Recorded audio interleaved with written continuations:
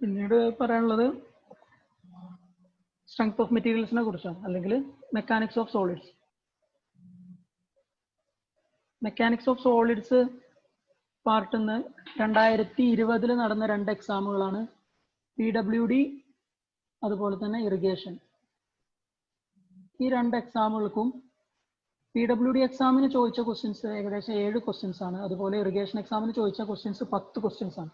അതായത് 7ഉം 10ഉം 14ഉം 20ഉം 7ഉം 10ഉം മാർക്ക് ഈ സബ്ജക്റ്റുകളിൽ നിന്ന് മാത്രമായിട്ട് ചോദിച്ചിട്ടുണ്ട്.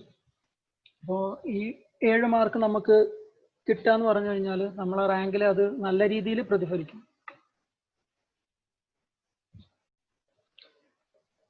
പിന്നെ ഈ സ്ട്രെങ്ത് ഓഫ് മെറ്റീരിയൽസിന്റെ ടോപ്പിക്കുകൾ പറയുകയാണെന്നുണ്ടെങ്കിൽ ഫസ്റ്റ് പ്രോപ്പർട്ടീസ് ഓഫ് സോളിഡ്സ് ആണ് ഫസ്റ്റ് ചാപ്റ്റർ അല്ലെങ്കിൽ ഫസ്റ്റ് പോർഷൻ ആയിട്ട് വരുന്നത്. പിന്നെ stress strain,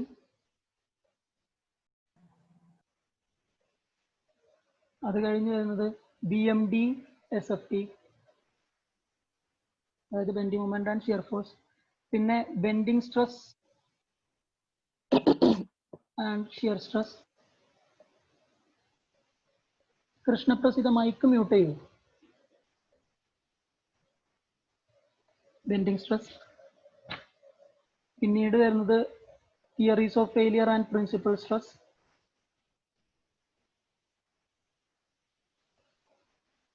theories of failure. അത് കഴിഞ്ഞ് ഡിഫ്ലക്ഷൻ എന്ന് പറഞ്ഞ പാർട്ട് വരുന്നുണ്ട്.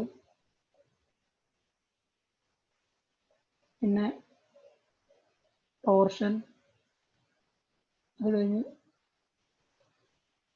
Theories of column.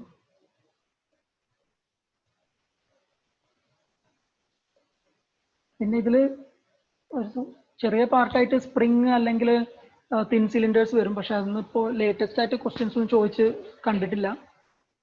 ഇതാണ് മെയിൻ സബ്ജക്റ്റുകൾ. ഇതിൽ ഫസ്റ്റ് എഴുതിയിരിക്കുന്ന സബ്ജക്റ്റുകൾ, അതായത് പ്രോപ്പർട്ടീസ് ഓഫ് സോളിഡ്സും സ്ട്രെസ് സ്ട്രെയിൻ, അതുപോലെ BMD SFT bending moment diagram, shear force diagram. ഇപ്പോൾ 2020 ഇറിഗേഷൻ എക്സാമിന്റെ ക്വസ്റ്റ്യൻ പേപ്പർ എടുത്ത് നോക്കിയാൽ കാണാം, ഇതുവരെ PSC ഫിഗർ തന്നിട്ട് ക്വസ്റ്റ്യൻ ചോദിക്കലില്ലായിരുന്നു. പക്ഷേ ആ ക്വസ്റ്റ്യൻ പേപ്പറിൽ ഫിഗർ തന്നിട്ട് ബെൻഡിങ് മൊമെന്റ് ഡയഗ്രാം തന്നിട്ട് അല്ലെങ്കിൽ ലോഡിംഗ് പാറ്റേൺ തന്നിട്ട് ബെൻഡിങ് മൊമെന്റ് ഡയഗ്രാം ഫിഗർ ആയിട്ട് ചോദിച്ചിട്ടുണ്ടായിരുന്നു. അപ്പോൾ ഇനിയുള്ള എക്സാമുകൾക്ക് ബെൻഡിങ് മൊമെന്റ് ഡയഗ്രത്തിന്റെ ഫിഗർ വരെ ചോദിക്കാൻ ചാൻസ് ഉണ്ട്. അപ്പോൾ അതൊക്കെ കറക്റ്റായിട്ട് മനസ്സിലാക്കി പഠിക്കുക. പിന്നെ പ്രീവിയസ് ഇയർ ക്വസ്റ്റ്യൻസ് ചെയ്യുന്നത് നല്ലതാണ്, പക്ഷെ പ്രീവിയസ് ഇയർ ക്വസ്റ്റ്യൻസ് മാത്രം ഫോക്കസ് ചെയ്തുകൊണ്ട് മുന്നോട്ട് പോകരുത്. കാരണം ഇപ്പോൾ 2020 കഴിഞ്ഞ് ഈ 2 എക്സാമുകളാണ് എല്ലാ റെഫറൻസ് ആയിട്ട് എടുക്കണമെന്നുണ്ടെങ്കിൽ 2020 ഈ 2 എക്സാമുകൾക്കും പ്രീവിയസ് ഇയർ ക്വസ്റ്റ്യൻസ് വളരെ കുറച്ചേ ചോദിച്ചിട്ടുള്ളൂ. അധികവും കൺസെപ്റ്റുകളൊക്കെ ഏകദേശം സെയിം ആണെങ്കിൽ പോലും പുതിയ തരത്തിലുള്ള ക്വസ്റ്റ്യൻസ് ഒരുപാട് ചോദിച്ചിട്ടുണ്ട്. അപ്പോൾ എപ്പോഴും കൺസെപ്റ്റ് മനസ്സിലാക്കി പഠിക്കുക. ക്വസ്റ്റ്യൻ ജസ്റ്റ് മഗപ്പ് ചെയ്ത് അല്ലെങ്കിൽ ആൻസർ ജസ്റ്റ് മഗപ്പ് ചെയ്ത് പഠിക്കാതിരിക്കുക. പിന്നീട് ഇനി പലർക്കും ഈ സ്ട്രെങ്ത് ഓഫ് മെറ്റീരിയൽസിന്റെ ഒക്കെ കൺസെപ്റ്റുകളോ അല്ലെങ്കിൽ അതുപോലെ തന്നെ തിയറീസ് കറക്റ്റ് ആയിട്ട് അറിയില്ല, ജസ്റ്റ് പ്രോബ്ലംസ് മാത്രമേ അറിയുള്ളൂ, എനിക്ക് തിയറി പഠിക്കണം എന്നുള്ളവരാണെന്നുണ്ടെങ്കിൽ നല്ല ബുക്ക്, ടെക്സ്റ്റ് ബുക്ക് ആയിട്ടുള്ളത് BC പുന്യ സ്ട്രെങ്ത് ഓഫ് മെറ്റീരിയൽസ് ആണ്. BC പുന്യ. ഈ BC പുന്യ ടെക്സ്റ്റിന്റെ പ്രത്യേകത എന്താ വെച്ചാൽ BC പുന്യയിൽ ചോദിച്ച പല ക്വസ്റ്റ്യൻസെയും, അതായത് BC പുന്യയിൽ സോൾവ് ചെയ്തിരിക്കുന്ന പല ന്യൂമറിക്കൽ ക്വസ്റ്റ്യൻസിന്റെയും ആൻസർ ജസ്റ്റ് ഒബ്ജക്റ്റീവ് ക്വസ്റ്റ്യൻ ആയിട്ട് ചോദിച്ചിട്ടുണ്ട്. ഫോർ എക്സാമ്പിൾ ഒരു ഫൈൽ റിലേറ്റഡ് ആയിട്ടുള്ള ക്വസ്റ്റ്യൻസ് ഉണ്ട്, സ്ട്രെങ്ത് ഓഫ് മെറ്റീരിയൽസിൽ ചോദിച്ചതാണ്. ആ ക്വസ്റ്റ്യനൊക്കെ പല എക്സാമുകൾക്കും SSC JEE PSC എക്സാമുകൾ, എഞ്ചിനീയറിംഗ് സർവീസ്, അങ്ങനത്തെ പല എക്സാമുകൾക്കും ഈ ബുക്കിൽ നിന്ന് ഡയറക്റ്റ് ആയിട്ട് ക്വസ്റ്റ്യൻ എടുത്ത് ചോദിച്ചിട്ടുണ്ട്. അപ്പോൾ ഒരു ബേസിക് പഠിക്കണം എന്ന് ആഗ്രഹിക്കുന്നവരാണ്, അല്ലെങ്കിൽ എല്ലാം പഠിച്ചു കഴിഞ്ഞ് ഇനി മാക്സിമം സ്കോർ ചെയ്യണം എന്ന് ആഗ്രഹിക്കുന്നവരാണെന്നുണ്ടെങ്കിൽ BC പുന്യ എന്ന് പറഞ്ഞ ബുക്ക് ബെസ്റ്റ് റെഫറൻസ് ആയിട്ട് ഉപയോഗിക്കാം. അതുപോലെ തന്നെ വേറൊരു ബുക്കാണ് RK ബൻസാൽ. രണ്ടും ഏകദേശം സെയിം പോലെ തന്നെയാണ്. രണ്ടിലെയും ക്വസ്റ്റ്യൻസ് ചോദിക്കാറുണ്ട്, പക്ഷെ കുറച്ചുകൂടി നല്ലത് BC പുന്യയാണ്. കാരണം ഞാൻ BC പുന്യാണ് റെഫർ ചെയ്തിട്ടുണ്ടായിരുന്നു. ഓക്കെ, ഇനി എന്തെങ്കിലും ഈ എക്സാം റിലേറ്റഡ് ആയിട്ട് അല്ലെങ്കിൽ സ്ട്രെങ്ത് ഓഫ് മെറ്റീരിയൽ റിലേറ്റഡ് ആയിട്ട് പ്രിപ്പറേഷൻ റിലേറ്റഡ് ആയിട്ട് എന്തെങ്കിലും ഡൗട്ട് ഉണ്ടെന്നുണ്ടെങ്കിൽ ഓരോരുത്തർക്ക് ചോദിക്കാം. കുറച്ച് സമയം നമുക്ക് അതിന് അലോട്ട് ചെയ്തിട്ട് ബാക്കി നമ്മൾക്ക് ക്യൂസിന്റെ ക്വസ്റ്റ്യനിലോട്ട് കിടക്കാം. ഞാൻ പറയുന്നത് ക്ലിയർ ആവുന്നുണ്ടോ? ഹലോ, ക്ലിയർ ആണ്. അപ്പോൾ ഡൗട്ട് ഒന്നുമില്ല.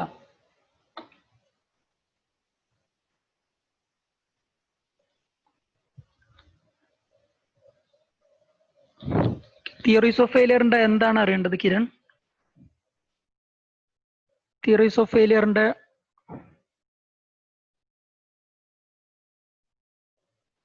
ഓഡിയോ സംശയമുള്ളവർക്ക് ഓഡിയോ മ്യൂട്ട് അൺമ്യൂട്ട് ആക്കി ചോദിക്കാവുന്നതാണ്.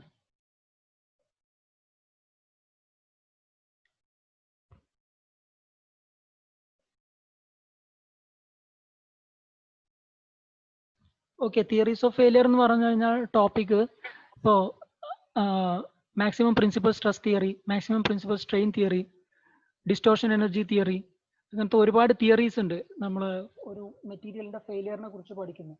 ആ ഒരു ടോപ്പിക്കാണ് തിയറീസ് ഓഫ് ഫെയിലിയർ. ചില എക്സാമുകൾക്ക് ചോദിക്കാറുണ്ട്, അതിലെ ഒരു പാർട്ടായിട്ട് വരും ഈ പ്രിൻസിപ്പൽ സ്ട്രെസ്സസ്.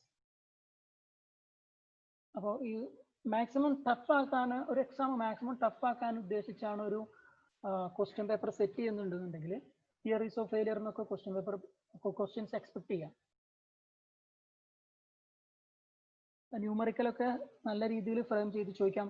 പക്ഷെ 40 സെക്കൻഡ് അല്ലെങ്കിൽ ഒരു മിനിറ്റിനുള്ളിൽ ചെയ്യാൻ പറ്റുന്ന പ്രോബ്ലംസ് ഈ ഒരു ഏരിയയിൽ നിന്ന് ചോദിക്കാം. അതൊക്കെ depends on the question set ചെയ്യുന്ന ആളാണ്. നമ്മളെ സിലബസിൽ പറയുന്നൊരു ടോപ്പിക്കാണ് theories of failure.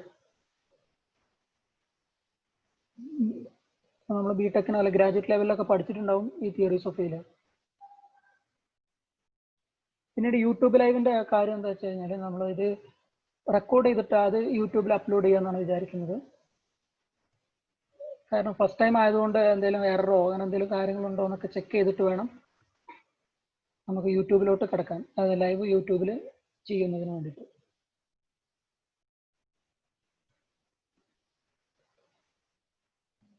Anything else? വേറെ എന്തെങ്കിലും ഉണ്ടോ?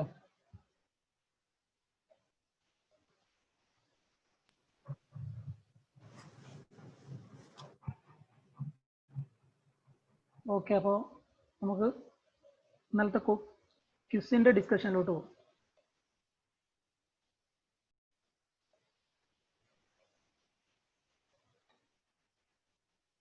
ഓക്കെ, നന്ദു ഒരു ക്വസ്റ്റ്യൻ ചോദിച്ചിട്ടുണ്ടോ? അതായത് ഇപ്പോൾ പ്രീവിയസ് ഇയർ ക്വസ്റ്റ്യൻസ് സോൾവ് ചെയ്യണമെന്ന് പറഞ്ഞല്ലോ. അതേസമയം നിങ്ങൾ ഈ ഇതുപോലത്തെ സ്റ്റാൻഡേർഡ് ബുക്കിന്റെ ബാക്കിലൊക്കെ ഉണ്ടാകുന്ന ഒരുപാട് ഒബ്ജക്റ്റീവ് ക്വസ്റ്റ്യൻസ് ഉണ്ട്. ഈ ഒബ്ജക്റ്റീവ് ക്വസ്റ്റ്യൻസ് സോൾവ് ചെയ്യുകയാണെന്നുണ്ടെങ്കിൽ നിങ്ങൾ ഈ പ്രീവിയസ് ഇയർ ക്വസ്റ്റ്യൻ സോൾവ് ചെയ്യുന്നതിനേക്കാളും ഹെൽപ്ഫുൾ ആണ്. കാരണം പുതിയ ക്വസ്റ്റ്യൻസ് ഒന്നും ഭൂരിഭാഗം പേരും ഒരു സെൽഫായിട്ട് മീൻസ് ഡെവലപ്പ് ചെയ്തെടുക്കില്ല. ഇതുപോലത്തെ ടെക്സ്റ്റ് ബുക്ക് നോക്കി റെഫർ ചെയ്തിട്ടാണ് പലരും ക്വസ്റ്റ്യൻസ് സെറ്റ് ചെയ്യാറ്.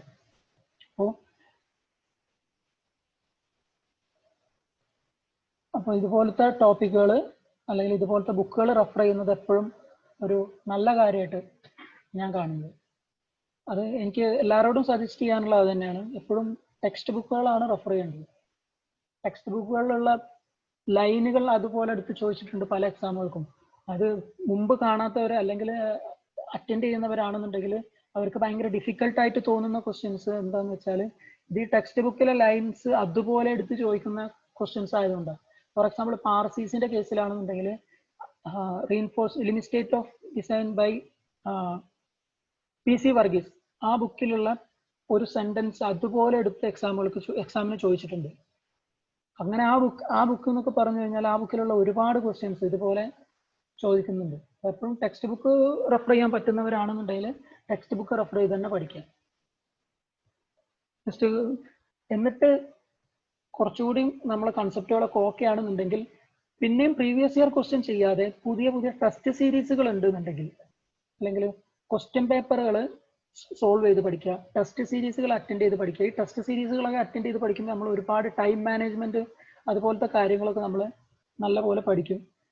അതായത് ഈ 45 സെക്കൻഡ് കൊണ്ട് അല്ലെങ്കിൽ 40 സെക്കൻഡ് കൊണ്ട് എങ്ങനെ ക്വസ്റ്റ്യൻ സോൾവ് ചെയ്യാം, നമുക്ക് കൺസെപ്റ്റുകളൊക്കെ ക്ലിയർ ആയിട്ട് അറിയുന്നുണ്ടാവും. പക്ഷെ ആ എക്സാം സമയത്തുള്ള പ്രഷർ അല്ലെങ്കിൽ എക്സാം സമയത്ത് പറഞ്ഞ സമയത്ത് തീർക്കുക എന്നുള്ള കാര്യം നമുക്ക് റെഡി ആയി വരണമെന്നുണ്ടെങ്കിൽ ടെസ്റ്റ് സീരീസുകൾ അറ്റൻഡ് ചെയ്യുന്ന വേണം. പിന്നെ അത് ഓക്കെ, ഷോർട്ട് കൺസെപ്റ്റ് വീഡിയോസ് ചെയ്യാൻ ശ്രമിക്കും. ഞങ്ങൾ അഡ്മിൻസിൻ്റെ അവൈലബിലിറ്റി അനുസരിച്ച് ഇതുപോലെ ലൈവ് ഡിസ്കഷൻസും ഷോർട്ട് വീഡിയോസും ശ്രമിക്കാം. ഓക്കെ, അപ്പോൾ ഏകദേശം 20 മിനിറ്റോളം നമ്മൾ 15 മിനിറ്റോളം എക്സാമിനെ പറ്റി അങ്ങനത്തെ കാര്യങ്ങളൊക്കെ ഡിസ്കഷൻ ചെയ്തു. നമുക്ക് ഇന്നലത്തെ ക്വസ്റ്റ്യൻസ് ഡിസ്കസ് ചെയ്യാം. Nithin please mute.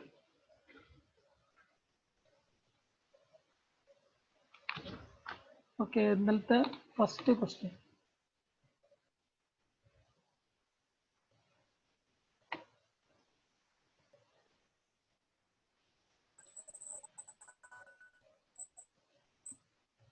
ഇതായിരുന്നു ഇന്നലത്തെ ഫസ്റ്റ് ക്വസ്റ്റ്യൻ. കാണുന്നുണ്ടോ?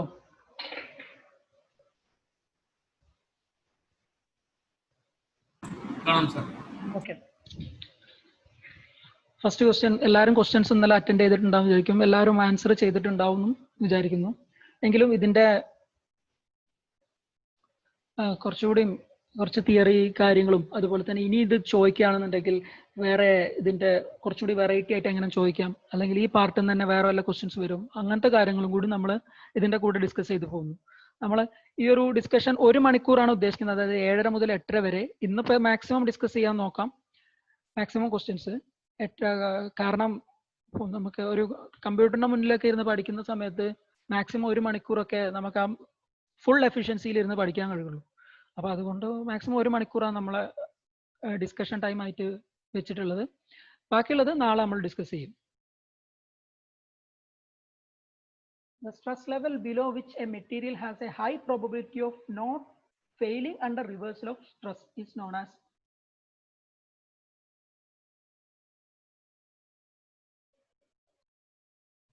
ആൻസർ നമുക്ക് എല്ലാവർക്കും അറിയുന്നുണ്ടാവും. Answer endurance limit.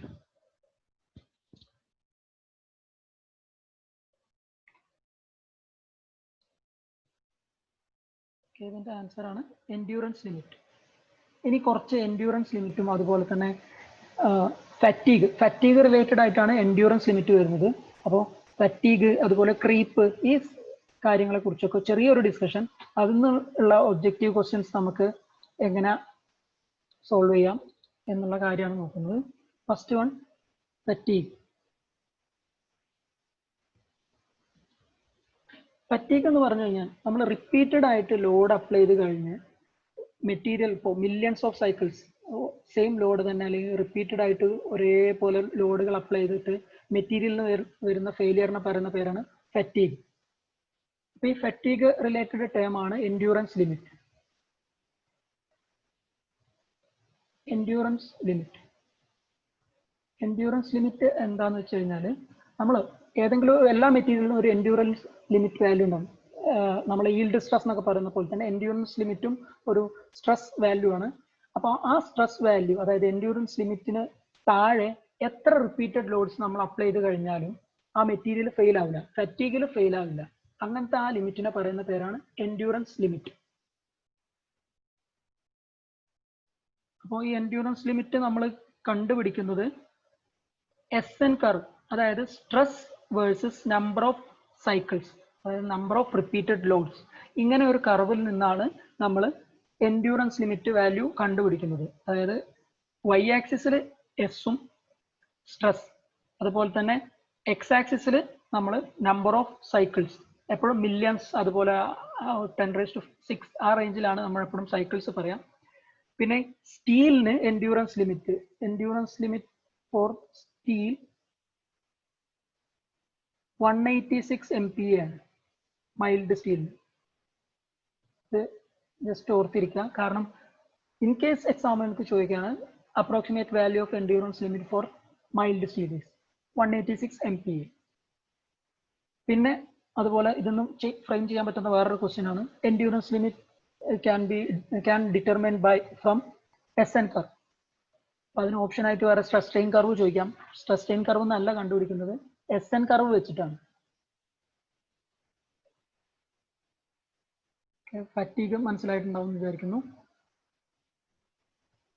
ഇനി അടുത്തത് അതുപോലെ വരുന്ന വേറൊരു ടേമാണ് ക്രീപ്പ്.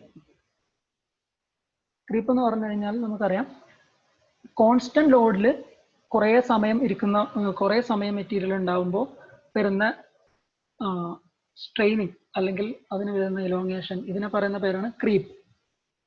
ഈ ക്രീപ്പിന്റെ കേസിൽ നമുക്ക് നോക്കാൻ കഴിയുന്നത്, നമ്മൾ നോർമലി എപ്പോഴും സിവിൽ എഞ്ചിനീയേഴ്സ് എപ്പോഴും ക്രീപ്പ് ഡിസ്കസ് ചെയ്യുക, കോൺക്രീറ്റിന്റെ ക്രീപ്പ് അല്ലെങ്കിൽ സ്റ്റീലിന്റെ ക്രീപ്പ് മാക്സിമം നമുക്ക് അറ്റ്മോസ്ഫറിക് ടെമ്പറേച്ചറിന്റെ കേസിലായിരിക്കും.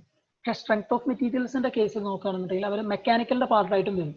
അപ്പോൾ ഈ ക്രീപ്പിന്റെ കേസിൽ മെയിൻ ആയിട്ട് മെക്കാനിക്കൽ പോർഷനിൽ വരുന്ന ഒരു ടേമാണ്, അതായത് ടെമ്പറേച്ചറിനെ റിലേറ്റ് ചെയ്യും ശരിക്കും ക്രീപ്പ്. നമ്മളെ സിവിൽ എഞ്ചിനീയേഴ്സ് ആയ കാരണമാണ് കൂടുതൽ ടെമ്പറേച്ചർ കൺസിഡർ ചെയ്യാത്തത്. കാരണം നമ്മളെപ്പോഴും അറ്റ്മോസ്ഫറിക് ടെമ്പറേച്ചറുമായാണ് ഡീൽ ചെയ്യുന്നത്. പക്ഷെ അവര് മെക്കാനിക്കൽ എഞ്ചിനീയേഴ്സ് അങ്ങനെയല്ല. അവർക്ക് ഈ ടർബൈൻ ഷാഫ്റ്റ്, അതുപോലെ steam turbine, different machine parts, ഇതൊക്കെ ഹയർ ടെമ്പറേച്ചർ, എലവേറ്റഡ് ടെമ്പറേച്ചേഴ്സ് എന്ന് പറയും. ആ എലവേറ്റഡ് ടെമ്പറേച്ചറിൽ ഡീൽ ചെയ്യേണ്ട കാര്യങ്ങളുണ്ടാവും. അപ്പൊ അങ്ങനത്തെ കേസിൽ ഈ ക്രീപ്പ് വളരെ വളരെ ഇമ്പോർട്ടൻ്റ് ആണ്. അതായത് ടെമ്പറേച്ചറിനെ ഡിപ്പെൻഡ് ചെയ്യുന്നൊരു സാധനമാണ് ക്രീപ്പ്. അപ്പൊ ഈ ക്രീപ്പ് ഇമ്പോർട്ടൻ്റ് ആവുന്ന ടെമ്പറേച്ചർ ആണ് ഹോമോലോഗസ് ടെമ്പറേച്ചർ. Homologous temperature. ഈ homologous temperature approximately half of melting point ആണ്, അപ്രോക്സിമേറ്റ്ലി. അപ്പോൾ ഈ ഒരു പാർട്ടിൽ നിന്ന് ചിലപ്പോൾ ക്വസ്റ്റ്യൻ ചോദിക്കാൻ സാധ്യതയുള്ളത്, creep will be predominant at homologous temperature, അല്ലെങ്കിൽ homologous temperature is approximately equal to half of the melting point of the material. ഇങ്ങനെയും ഈ പാർട്ടിൽ നിന്ന് ക്വസ്റ്റ്യൻ ചോദിക്കാം. അപ്പോൾ ജസ്റ്റ് ഇപ്പോൾ നമ്മൾ ഏതെങ്കിലും ഒരു ടോപ്പിക് പഠിക്കുകയാണെന്നുണ്ടെങ്കിൽ അതിന്റെ ജസ്റ്റ് കുറച്ചും കൂടി മുന്നോട്ട് പോയിട്ട് അത് വേറെ രീതിയിൽ എങ്ങനെയൊക്കെ ക്വസ്റ്റ്യൻ ചോദിക്കാം, അല്ലെങ്കിൽ അത് റിലേറ്റഡ് ആയിട്ട് വേറെ എന്ത് ക്വസ്റ്റ്യൻ ചോദിക്കാം, ഇങ്ങനത്തെ കാര്യങ്ങളും കൂടി പഠിച്ചു വെക്കുന്നത് എപ്പോഴും നന്നായിരിക്കും. ഓക്കെ, ഇനി ഈ പറഞ്ഞ രണ്ട് ടോപ്പിക്കുകളിൽ എന്തെങ്കിലും ഡൗട്ട് ഉണ്ടോ?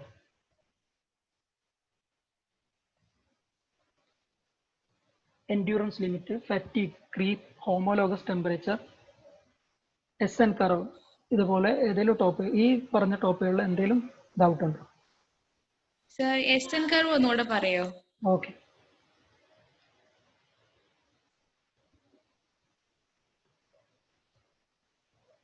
SN കർവ് എന്ന് പറഞ്ഞു കഴിഞ്ഞാൽ നമ്മൾ ഇതുപോലെ എക്സ്പെരിമെന്റ് കണ്ടക്ട് ചെയ്യും. സ്ട്രെസ് സ്ട്രെയിൻ കർവ് വരക്കുന്ന പോലെ തന്നെ എക്സ്പെരിമെന്റ് കണ്ടക്ട് ചെയ്യും.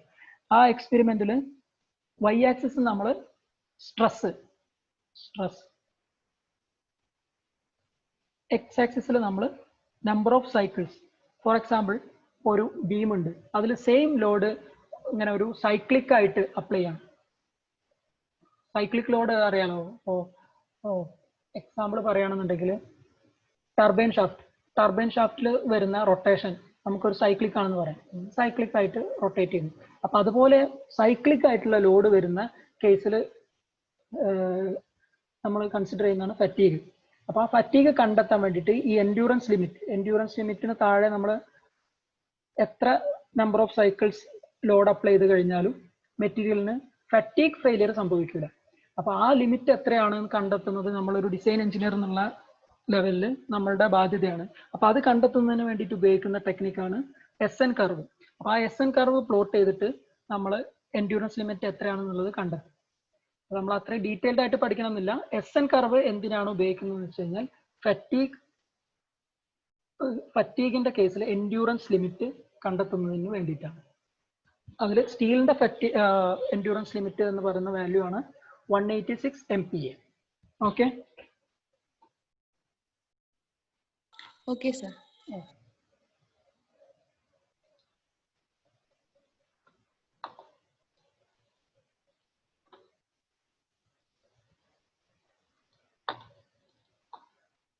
ഇനി നെക്സ്റ്റ് ക്വസ്റ്റ്യൻ കാണുന്നുണ്ടല്ലോ അല്ലേ? ഓക്കെ,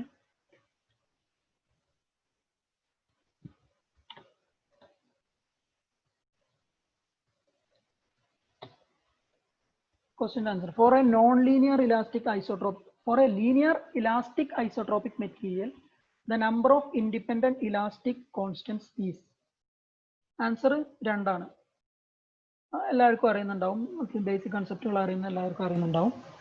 രണ്ട് കോൺസ്റ്റൻസ് ഇയും മിയും, അതായത് modulus of elasticity and poisons ratio. നമുക്ക് ഇതിന്റെ കുറച്ചുകൂടി ഡീറ്റെയിൽഡ് ആയിട്ട് നോക്കാം.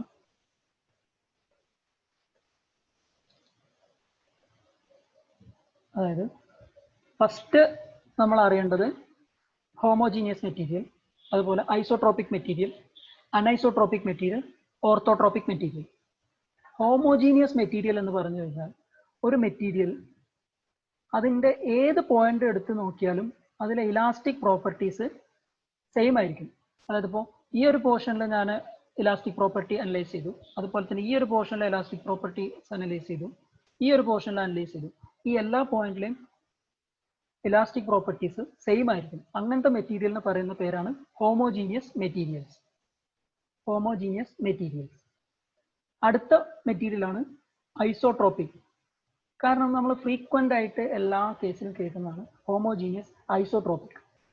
ഐസോട്രോപിക് മെറ്റീരിയൽ എന്ന് പറഞ്ഞു കഴിഞ്ഞാൽ ഏതെങ്കിലും ഒരു പോയിന്റ് എടുത്തു, ആ പോയിന്റിൽ നമ്മൾ പല ഡയറക്ഷനുകൾ ഉണ്ടാവും. ഒരു സെയിം പോയിന്റിന് ഇൻഫൈനൈറ്റ് നമ്പർ ഓഫ് ഡയറക്ഷൻസ് ഉണ്ടാവും. ആ എല്ലാ ഡയറക്ഷനിലും സെയിം പ്രോപ്പർട്ടീസ് ആണെന്നുണ്ടെങ്കിൽ ആ മെറ്റീരിയൽ പറയുന്ന പേരാണ് isotropic material. Okay, homogeneous material, isotropic material. Homogeneous എന്ന് പറഞ്ഞു കഴിഞ്ഞാൽ ത്രൂ ഔട്ട് വോള്യം ഏത് പോയിന്റ് എടുത്ത് നോക്കിയാലും അതിൽ സെയിം ഇലാസ്റ്റിക് പ്രോപ്പർട്ടീസ് ആണെന്നുണ്ടെങ്കിൽ അത്തരം മെറ്റീരിയൽസിനെ പറയുന്ന പേരാണ് ഹോമോജീനിയസ് മെറ്റീരിയൽസ്. ഇനി ഏതെങ്കിലും ഒരു പോയിന്റ് മാത്രം എടുത്തു, അതിൽ ഓൾ ഡയറക്ഷൻ കൺസിഡർ ചെയ്ത് ചെക്ക് ചെയ്തു, ആ ഓൾ ഡയറക്ഷനും ഇലാസ്റ്റിക് പ്രോപ്പർട്ടീസ് സെയിം ആണെന്നുണ്ടെങ്കിൽ അത്തരം മെറ്റീരിയൽസിനെ പറയുന്ന പേരാണ് ഐസോട്രോപിക് മെറ്റീരിയൽസ്. ഐസോട്രോപിക്കും ഹോമോജീനിയസും ക്ലിയർ ആണെന്ന് വിചാരിക്കുന്നു. ഇനി അടുത്ത മെറ്റീരിയൽ ആണ് അനൈസോട്രോപിക് മെറ്റീരിയൽ. അനൈസോട്രോപിക് മെറ്റീരിയൽ എന്ന് പറഞ്ഞു കഴിഞ്ഞാൽ നമ്മൾ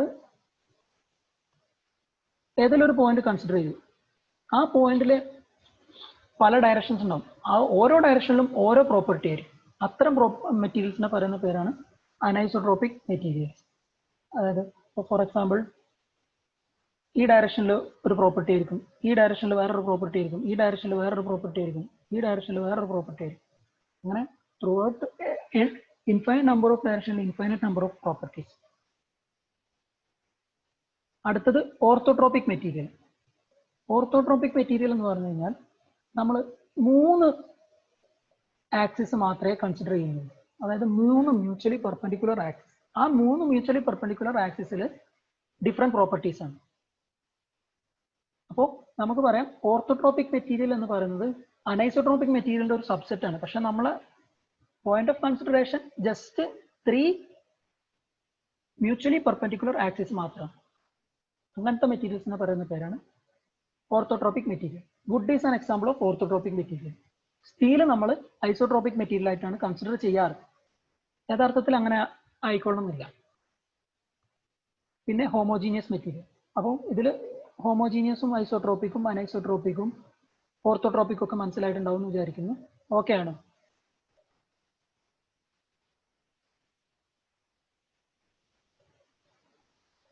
ക്ലിയർ? ക്ലിയർ ആണ്. ഓക്കെ. ഇപ്പോൾ ചില മെറ്റീരിയൽസ് ഉണ്ടാവും ഹോമോജീനിയസ് അനൈസോട്രോപിക്. അതായത് പല പോയിന്റുകളുണ്ടാവും, പല പോയിന്റുകളിലും സെയിം ഇലാസ്റ്റിക് പ്രോപ്പർട്ടീസ് ഉണ്ടാവും. പക്ഷേ ആ പോയിന്റ് എടുത്ത് നോക്കുകയാണെന്നുണ്ടെങ്കിൽ അതിന്റെ ഡിഫറെന്റ് ഡയറക്ഷൻസിൽ ഡിഫറെന്റ് പ്രോപ്പർട്ടീസ് ആയിരിക്കും. ഇപ്പോൾ ഹോമോജീനിയസ് അനൈസോട്രോപിക്, അതുപോലെ തന്നെ ഹോമോജീനിയസ് ഐസോട്രോപിക്. നമ്മളെപ്പോഴും എഞ്ചിനീയറിംഗ് കൺസിഡറേഷനിൽ ഹോമോജീനിയസ് ഐസോട്രോപിക്കിനെ കുറിച്ച് മാത്രമേ ചിന്തിക്കാറുള്ളൂ, അല്ലെങ്കിൽ നമ്മൾ എക്സാം പോയിന്റ് ഓഫ് വ്യൂവിൽ അത്രേ ഉള്ളൂ. പക്ഷേ ഇൻ റിയൽ കേസിൽ ഇതല്ല. ഹോമോജീനിയസ് അനൈസോട്രോപിക് വരാം, ഓർത്തോട്രോപിക് വരാം. ഓർത്തോട്രോപിക് എന്ന് പറഞ്ഞാൽ വുഡ് എക്സാമ്പിൾ ആണ്. ഓക്കെ, ഇനി അതിന്റെ പാർട്ടായിട്ട് എന്താണ് വേറൊരു, നമ്മളെ ഇലാസ്റ്റിക് കോൺസ്റ്റൻസിനെ കുറിച്ചാണ് ഡിസ്കസ് ചെയ്യുന്നത്. അതിന്റെ പാർട്ടായിട്ട് just isotropic anisotropic orthotropic discuss ചെയ്തേ ഉള്ളൂ. നമ്മൾ ഐസോട്രോപിക് മെറ്റീരിയൽസിന്റെ കേസിൽ 2 ഇൻഡിപെൻഡന്റ് ഇലാസ്റ്റിക് കോൺസ്റ്റന്റ്സ് മതി. അതായത് മറ്റുള്ള ഇലാസ്റ്റിക് കോൺസ്റ്റന്റ്സുകളോ മറ്റുള്ള കാര്യങ്ങളോ ഡിസ്കസ് ചെയ്യാൻ നമുക്ക് 2 ഇൻഡിപെൻഡന്റ് ഇലാസ്റ്റിക് കോൺസ്റ്റന്റ്സ് കിട്ടിയാൽ മതി. ഇപ്പൊ 2 അത് ഏതൊക്കെയാന്ന് വെച്ചാൽ ഇ ആൻഡ് മ്യൂ. അപ്പോൾ പലപ്പോഴും ചിലപ്പോൾ ക്വസ്റ്റ്യൻസ് ഉണ്ടാവും E and mu, E and K, അല്ലെങ്കിൽ കെ മീൻസ് ബൾക്ക് മോഡുലസ്, അല്ലെങ്കിൽ E and G, G means shear modulus or modulus of rigidity. അപ്പോൾ പലരും ചോദിക്കും എന്താ ഇ ആൻഡ് ജി വന്നൂടെ, കാരണം അതൊക്കെ റിലേറ്റ് ചെയ്തുകൊണ്ട് പറയാറുണ്ടല്ലോ, നമുക്ക് ഇക്വേഷൻസ് ഉണ്ടല്ലോ, അപ്പോൾ അതും വന്നൂടെ എന്ന് ചോദിക്കും. പക്ഷെ അങ്ങനെയല്ല. ബേസിക് ആയിട്ട് നമ്മൾ ടെൻഷൻ ടെസ്റ്റ് ചെയ്ത് കഴിഞ്ഞാൽ നമുക്ക് ഈസി ആയിട്ട് ഫസ്റ്റ് കിട്ടുന്ന 2 വാല്യൂസ് ആണ് ഏത്, മോഡുലസ് ഓഫ് ഇലാസ്റ്റിസിറ്റിയും അതുപോലെ തന്നെ പോയിസൺസ് റേഷ്യോ മ്യൂ. അതുകൊണ്ടാണ് ഇൻഡിപെൻഡന്റ് ഇലാസ്റ്റിക് കോൺസ്റ്റന്റ് എന്ന് പറഞ്ഞു കഴിഞ്ഞാൽ മ്യൂ ഇയും നമ്മൾ കൺസിഡർ ചെയ്യുന്നത്. ഇനി ഓർത്തോട്രോപിക് മെറ്റീരിയൽസിന്റെ കേസിൽ number of independent elastic constants 9 ആണ്. ഓക്കെ. അനൈസോട്രോപിക്കിന്റെ കേസിൽ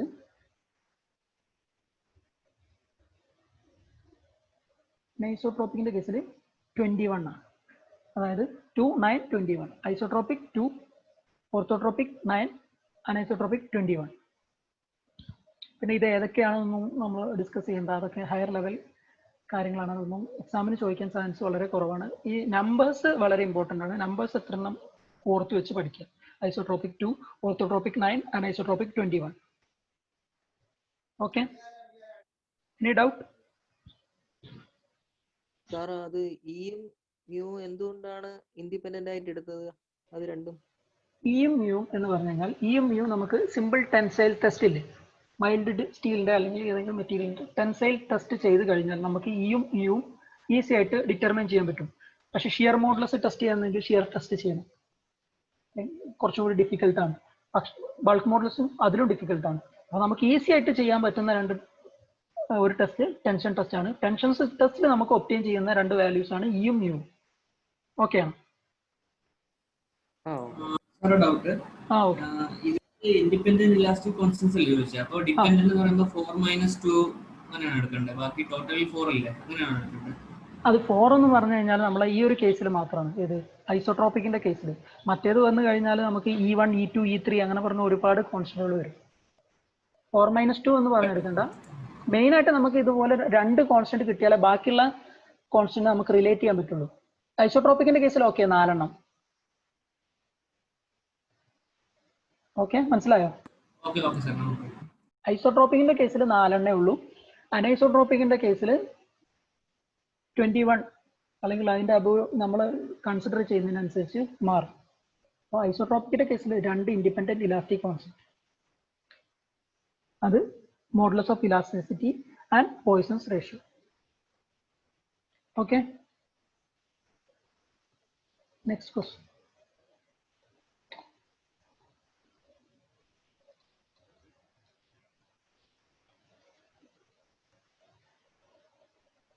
ഇത് കൂടുതൽ ഡിസ്കഷൻ വേണമെന്ന് തോന്നുന്നില്ല, കാരണം ഒരു സിമ്പിൾ ക്വസ്റ്റ്യൻ ആണ്.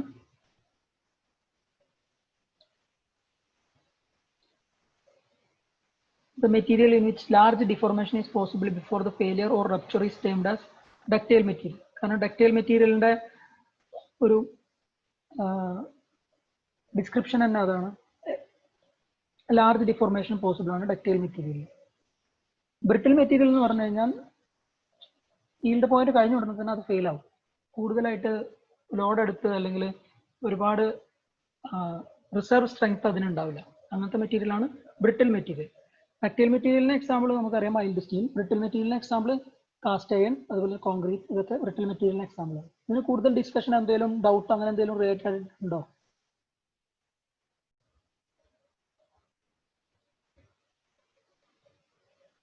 ഇല്ലാന്ന് പ്രതീക്ഷിക്കുന്നു. അടുത്ത ക്വസ്റ്റ്യനിലോട്ട് പോവാം. സാർ, പ്ലാസ്റ്റിക് മെറ്റീരിയലിനും ലാർജ് ഡിഫോർമേഷൻ പോസിബിൾ അല്ലേ? അല്ല, ഈ ക്വസ്റ്റ്യൻ പ്ലാസ്റ്റിക് മെറ്റീരിയൽ എന്ന് പറഞ്ഞു കഴിഞ്ഞാൽ അതിൽ എന്താ പറയാ, പ്ലാസ്റ്റിക് മെറ്റീരിയൽസിന് എപ്പോഴും നമ്മുടെ ഡക്റ്റൈൽ മെറ്റീരിയൽ ചിലപ്പോൾ പ്ലാസ്റ്റിക് മെറ്റീരിയൽ ആവാം. ഓക്കെ, ഫോർ എക്സാമ്പിൾ സ്റ്റീലിന് പ്ലാസ്റ്റിക് പോർഷനും ഉണ്ട്, ഇലാസ്റ്റിക് പോർഷനും ഉണ്ട്. നമ്മൾ സ്റ്റീല് ഡക്റ്റൈൽ മെറ്റീരിയൽ ആയിട്ടാണോ പ്ലാസ്റ്റിക് മെറ്റീരിയൽ ആയിട്ടാണോ കൺസിഡർ ചെയ്യാറ്?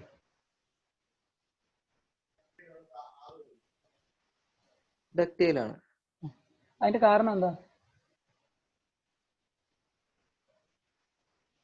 ഡക്റ്റൈൽ, ബ്രിട്ടിൽ, ഇതാണ് രണ്ട് മെയിൻ കാര്യങ്ങൾ. ഇലാസ്റ്റിക്, പ്ലാസ്റ്റിക്, അതാ ഇതിന്റെ രണ്ടിനും താഴെ വരുന്ന രണ്ട് കാര്യങ്ങളാണ്. അപ്പോൾ മെറ്റീരിയൽ ലാർജ് ഡിഫോർമേഷൻ പോസിബിൾ ആവുന്ന മെറ്റീരിയൽസ് എപ്പോഴും ഡക്റ്റൈൽ മെറ്റീരിയൽ ആയിരിക്കും. എല്ലാ പ്ലാസ്റ്റിക് മെറ്റീരിയലും ലാർജ് ഡിഫോർമേഷൻ പോസിബിൾ ആണെന്ന് നമുക്ക് ഉറപ്പിച്ച് പറയാൻ പറ്റുമോ? ഇല്ല. Okay, hello. ഓക്കെ ആണോ? അതായത് എല്ലാ പ്ലാസ്റ്റിക് മെറ്റീരിയൽസും ഡക്റ്റൈൽ മെറ്റീരിയൽ ആവാമെന്ന് ഉറപ്പുണ്ടോ? ഇല്ലല്ലോ. പ്ലാസ്റ്റിക് ഇല്ല. പ്ലാസ്റ്റിക് മെറ്റീരിയൽസിലും ബ്രിട്ടിൽ നാച്ചുറൽ ഉണ്ട്. പക്ഷെ ഡക്റ്റൈൽ മെറ്റീരിയൽ ബ്രിട്ടിൽ നാച്ചുറൽ ഒരു മെറ്റീരിയൽ ഉണ്ടോ? അങ്ങനെ പറയാൻ പറ്റില്ലല്ലോ. ഇല്ല ഇല്ല. അതാണ് നമ്മൾ ചോദിച്ച ക്വസ്റ്റ്യൻ. ഓക്കെയാണ്. ഇപ്പോൾ സ്റ്റീലിൽ തന്നെ പ്ലാസ്റ്റിക് ഡിഫോർമേഷൻ ആണ് കൂടുതലുള്ളത്, പക്ഷെ അത് നമ്മൾ പ്ലാസ്റ്റിക് മെറ്റീരിയൽ എന്നല്ല പറയുന്നത്, ഡക്റ്റൈൽ മെറ്റീരിയൽ എന്നാണ് പറയുന്നത്.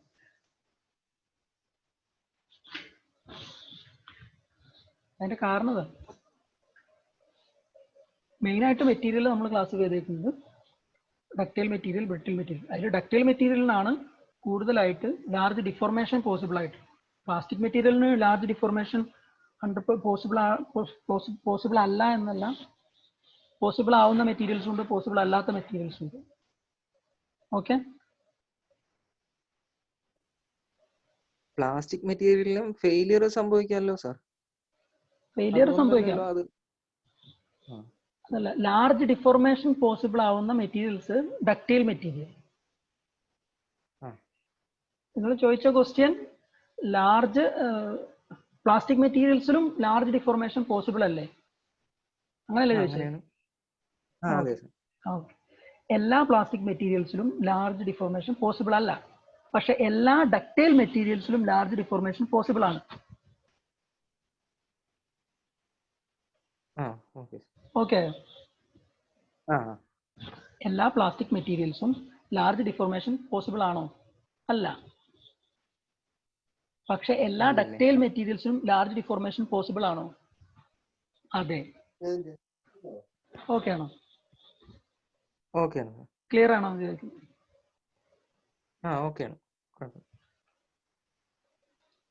എന്തായാലും ഇനി വേറെ ഡൗട്ട് ഉണ്ടോ?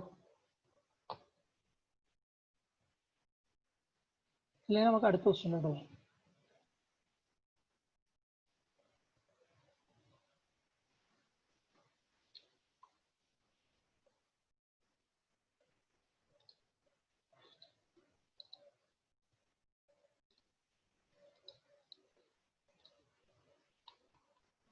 The material has identical elastic properties in all directions is said to be.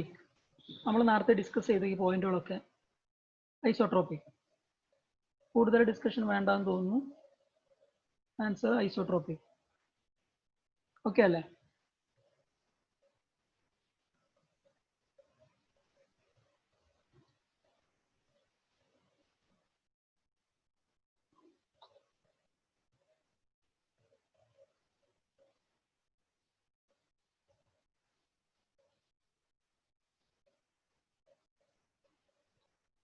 Okay, അടുത്ത question.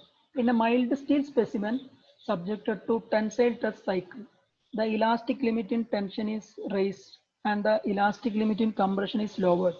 This is called. And the answer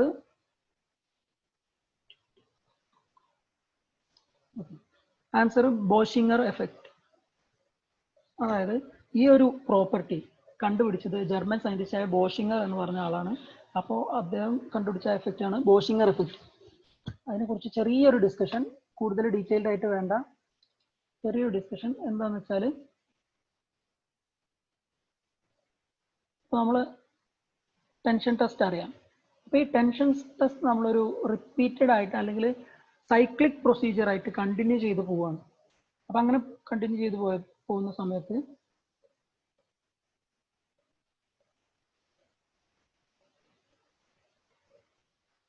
ഇതാണ് നമ്മളെ ഒരു approximate stress strain curve of steel in tension, അതുപോലെ തന്നെ ഇൻ കംപ്രഷൻ.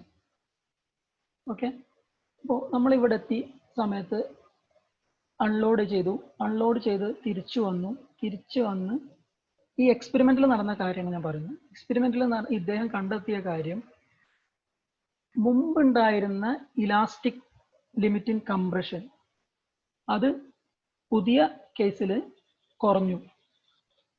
അതുപോലെ ടെൻഷനിൽ elastic limit increase ചെയ്യുകയും ചെയ്തു.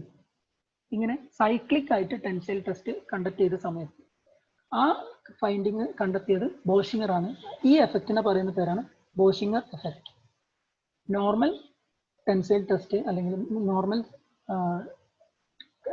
Tension ടെസ്റ്റിന്റെ സൈക്ലിക് വേർഷൻ കണ്ടക്ട് ചെയ്ത സമയത്ത് കണ്ടെത്തിയ ഒരു ഫാക്റ്റ് ആണ്, അല്ലെങ്കിൽ ഒരു റിസർച്ച് ഫൈൻഡിങ് ആണ്.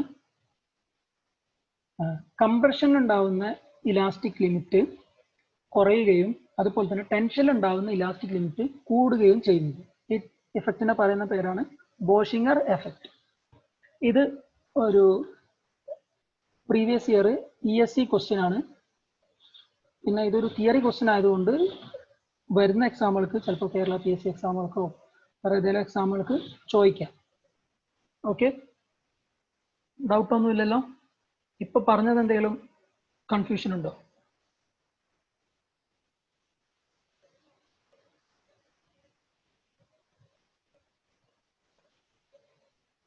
എന്തെങ്കിലും ഉണ്ടോ? അടുത്ത ക്വസ്റ്റ്യനിലോട്ട് പോട്ടെ.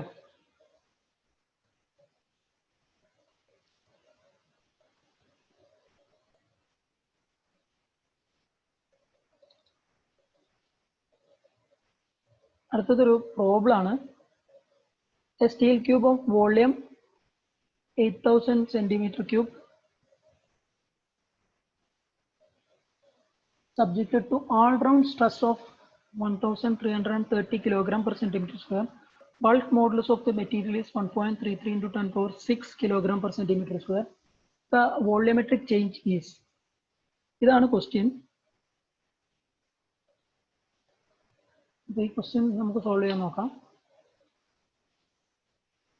വലിയ ടഫ് ആയിട്ടുള്ള ക്വസ്റ്റ്യൻ ഒന്നുമല്ല, ഈസി ക്വസ്റ്റ്യൻ ആണ്. ക്വസ്റ്റ്യനിൽ ഫസ്റ്റ് തന്നിട്ടുള്ളത് ക്യൂബിന്റെ volume.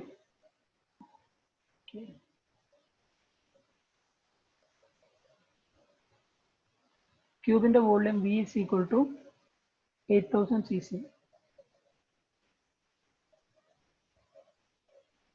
And stress P, small letter P, 1330 kilogram per centimeter square.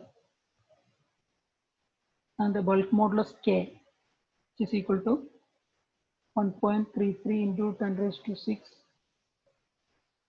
kilogram per centimeter square. നമുക്ക് കണ്ടെത്തേണ്ടത് delta V. Delta V is equal to, that is change in volume. That is we want to find. നമുക്കറിയാം K, bulk modulus K is equal to P divided by delta V by V. ഇതാണ് bulk മോഡുലസിന്റെ equation.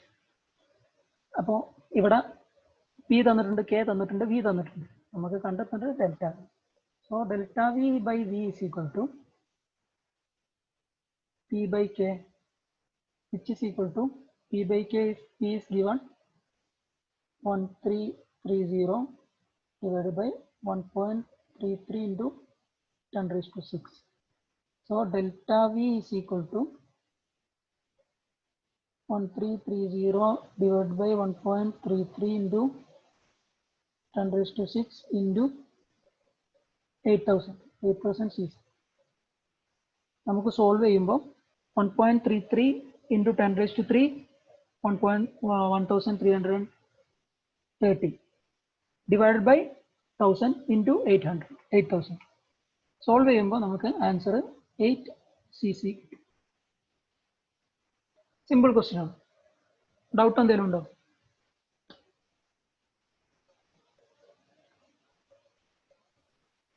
Any sir. doubt? Okay.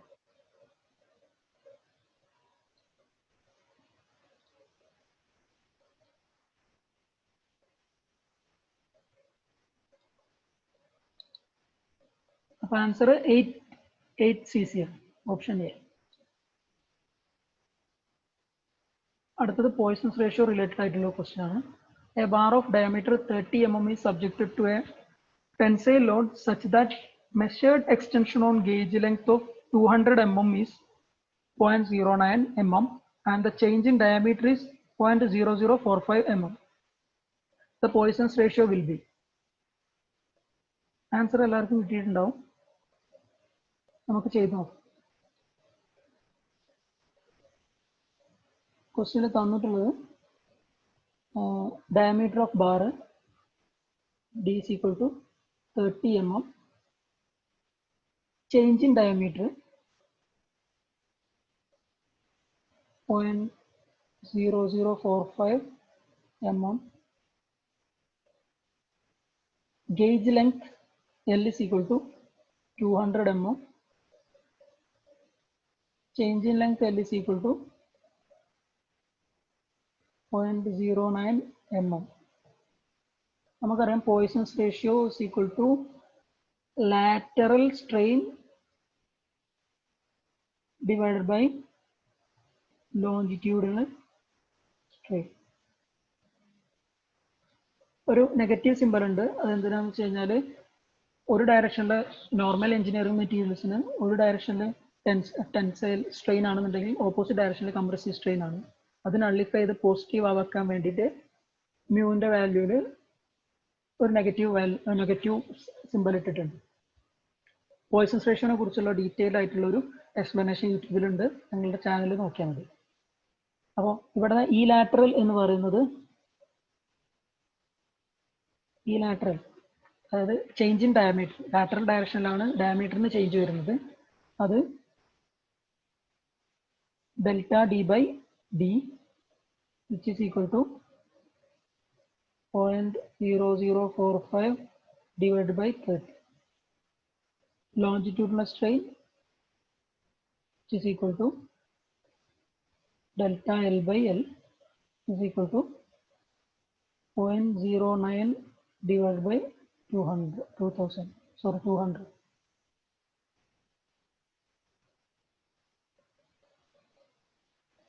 Okay, നമ്മൾ substitute ചെയ്ത് കഴിഞ്ഞ് എന്താ കിട്ടുന്നത്? 0.0045 divided by 0.09 into 200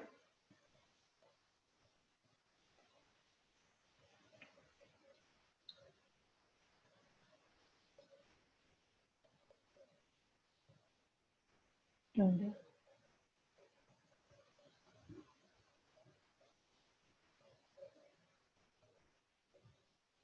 Okay. 200 divided by 30. Solve ചെയ്യുമ്പോൾ കിട്ടും 20, 10, 1/3. Answer 1/3.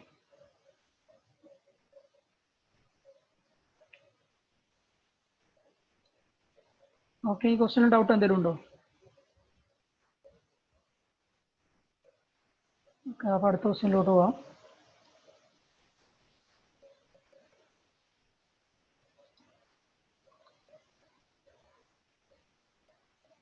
Okay, modulus of resilience. A 2 meter long bar of uniform section extends 2 mm under limiting axial stress of 200 Newton per mm square. What is the modulus of resilience for the bar? നമുക്ക് കണ്ടെത്തേണ്ടത് modulus of resilience. അതിനു മുമ്പ് നമുക്ക് modulus of resilience ഇത്തരം കാര്യങ്ങളെ കുറിച്ച് ചെറിയൊരു discussion. First resilience.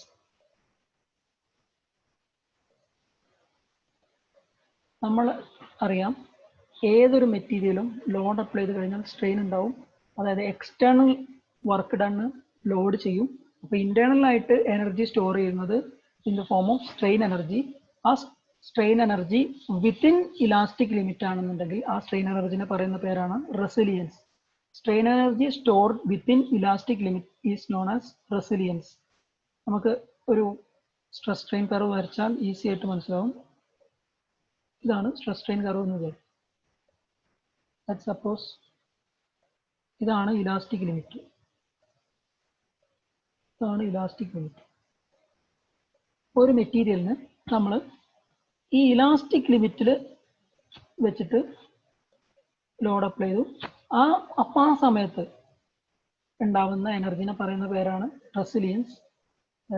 Energy stored within elastic limit. അതായത് ഇലാസ്റ്റിക് ലിമിറ്റിലാണല്ലോ ഇപ്പോൾ ഈ എനർജി സ്റ്റോർ ചെയ്തിട്ടുള്ളത്.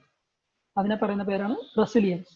ഇനി maximum energy that can be stored within elastic limit is called proof resilience. Proof resilience.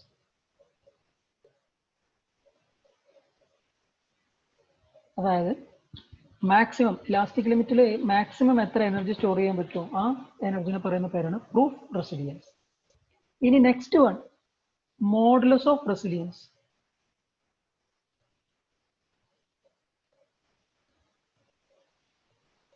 Modulus of resilience എന്ന് പറഞ്ഞു കഴിഞ്ഞാൽ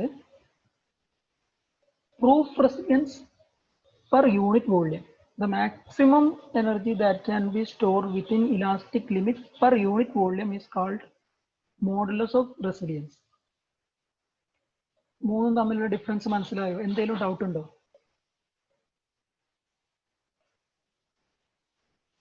എനി ഡൗട്ട്?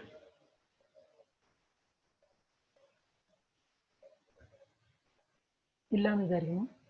അപ്പോൾ ഈ റെസിലിയൻസ്, പ്രൂഫ് റെസിലിയൻസ്, ഈ സാധനങ്ങളൊക്കെ നമുക്ക് കിട്ടുന്നത് ലോഡ് ഡിഫ്ലക്ഷൻ കർവ് എന്നാണ്. ഈ ഡെൽറ്റ ലോഡ് ഡിഫ്ലക്ഷൻ കർവിന്റെ അണ്ടറിലെ ഏരിയ പ്ലോട്ട് ചെയ്ത് കഴിഞ്ഞാൽ നമുക്ക് കിട്ടുന്നതാണ് പ്രൂഫ് റെസിലിയൻസ്, അതുപോലെ റെസിലിയൻസ്. ഈ സാധനങ്ങളൊക്കെ നമുക്ക് ലോഡ് ഡിഫ്ലക്ഷൻ കർവിൽ നിന്ന് കിട്ടുന്നതാണ്. ഇനി stress strain curve. Stress strain curve sigma epsilon ഇത് പ്ലോട്ട് ചെയ്യുന്നത് അതിൻ്റെ ഏരിയ അണ്ടർ ദി കർവ് എടുത്തു കഴിഞ്ഞാൽ നമുക്ക് കിട്ടുന്നതാണ് modulus of resilience. Modulus of resilience. ഇത് ഓർത്തിരിക്കാൻ ഒരു എളുപ്പമാകും. റെസിലിയൻസ് എന്ന് പറഞ്ഞാൽ strain energy, energy unit newton mm. Okay, P delta, P is newton, delta is in mm. So we get newton mm. അതായത് സ്ട്രെയിൻ എനർജി കിട്ടും.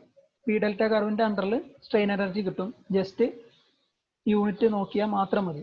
അതുപോലെ modulus of resilience. Modulus of resilience എന്ന് പറഞ്ഞു കഴിഞ്ഞാൽ strain energy within strain energy per unit volume.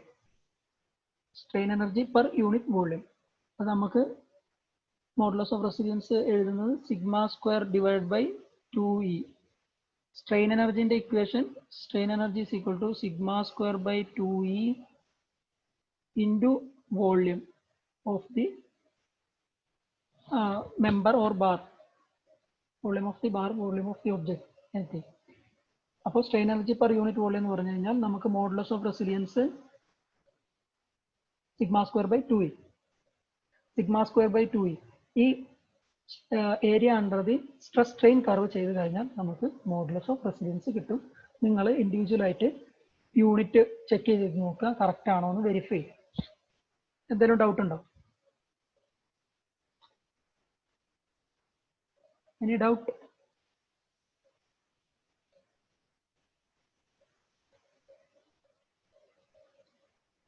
Okay, അപ്പോൾ resilience, proof resilience, modulus of resilience ഇത് തമ്മിലുള്ള difference മനസ്സിലായിട്ടുണ്ടാവും എന്ന് വിചാരിക്കുന്നു. റെസിലിയൻസ് എന്ന് പറഞ്ഞു കഴിഞ്ഞാൽ strain energy stored within elastic limit. Proof resilience എന്ന് പറഞ്ഞു കഴിഞ്ഞാൽ maximum strain energy stored within elastic limit. Modulus of resilience എന്ന് പറഞ്ഞു കഴിഞ്ഞാൽ proof resilience per unit volume. പിന്നെ പലരും ചോദിക്കും സ്ട്രെയിൻ എനർജി തന്നെ അല്ലേ? സ്ട്രെയിൻ എനർജി എന്ന് പറഞ്ഞാൽ നമ്മൾ ഗ്ലോബലി റെപ്രസെന്റ് ചെയ്യുന്ന ഒരു ടേം. അത് ഇലാസ്റ്റിക് ലിമിറ്റ് കഴിഞ്ഞാലും സ്ട്രെയിൻ എനർജി ഉണ്ടാവും, ഇലാസ്റ്റിക് ലിമിറ്റിന് മുന്നേയും സ്ട്രെയിൻ എനർജി ഉണ്ടാവും. ഇലാസ്റ്റിക് ലിമിറ്റിന് മുന്നേ ഉള്ള സ്ട്രെയിൻ എനർജിനെ പറയുന്ന പേരാണ് റെസിലിയൻസ് എന്നുള്ളത്. ക്വസ്റ്റ്യൻ നോക്കാം. 2 meter long bar, L 2 meter. Sigma value സ്ട്രെസ്സിന്റെ വാല്യൂ തന്നിട്ടുണ്ട് 200 newton per mm square. Okay, what is the value of and extension delta L also given. Delta L is 2 mm. നമുക്ക് കാണേണ്ടത് modulus of residence. Modulus of residence. അത് sigma square divide by 2e. ഇവിടെ നമുക്ക് 2e ന്റെ value തന്നിട്ടില്ല. അപ്പോൾ e ന്റെ value കണ്ടെത്താൻ വേണ്ടിയിട്ട് നമുക്കറിയാം sigma is equal to epsilon multiplied by modulus of elasticity. Epsilon എന്ന് പറയുന്നത് delta L by L multiplied by E. Therefore E is equal to sigma L divided by delta L. Okay, അത് ഇവിടെ substitute ചെയ്യുന്നു. ഇക്ക് പകരം sigma square divided by 2 into sigma L divide by delta L. Sigma sigma cancel ചെയ്തു. നമുക്ക് കിട്ടുന്ന സംഭവം sigma into delta L divide by 2l. നമുക്ക് എല്ലാ വാല്യൂസും ഇവിടെ ഉണ്ട്. Sigma 200 multiplied by 2 mm divided by 2000.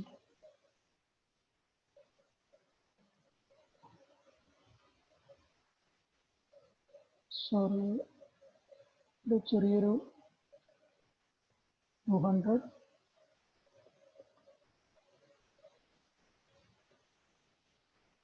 ഒരു 2 ഇവിടെ ഓൾറെഡി 2 ഉണ്ട്.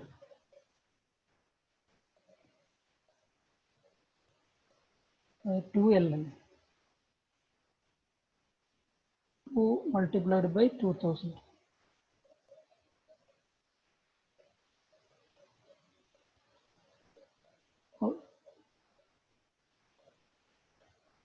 Two cancel, 200 2000 cancel, 10 remaining, 1 by 10 or 0.1 units. 0.1 units ആണ് ആൻസർ. എന്തെങ്കിലും ഡൗട്ട് ഉണ്ടോ? Any doubt? ഡൗട്ടൊന്നുമില്ല. ഓക്കെ, ഏകദേശം 8:30 ആയിട്ടുണ്ട്. ഇന്ന് വൈൻഡപ്പ് ചെയ്യാം. അടുത്ത ക്വസ്റ്റ്യൻ നാളെ ഡിസ്കസ് ചെയ്യാം. ഓക്കെ, എന്ന് എടുത്ത ഏതെങ്കിലും പാർട്ടിൽ എന്തെങ്കിലും ഡൗട്ട് ഉണ്ടെന്നുണ്ടെങ്കിൽ ചോദിച്ചോളൂ.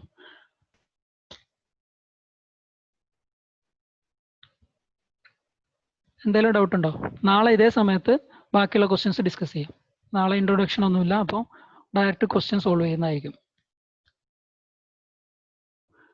പിന്നെ ആരോ ചോദിച്ചിട്ടുണ്ടായിരുന്നു ഇലാസ്റ്റിക് കോൺസ്റ്റൻസിനെ കുറിച്ച് പറയാമോ എന്ന്. പറയാം. ഓക്കെ, നാളെ ഡിസ്കസ് ചെയ്യാം. എന്തെങ്കിലും ഡൗട്ട് ഉണ്ടോ?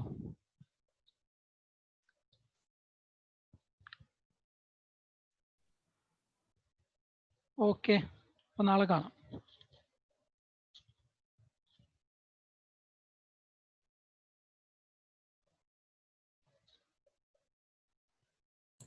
Thank you, sir. Okay, thank you.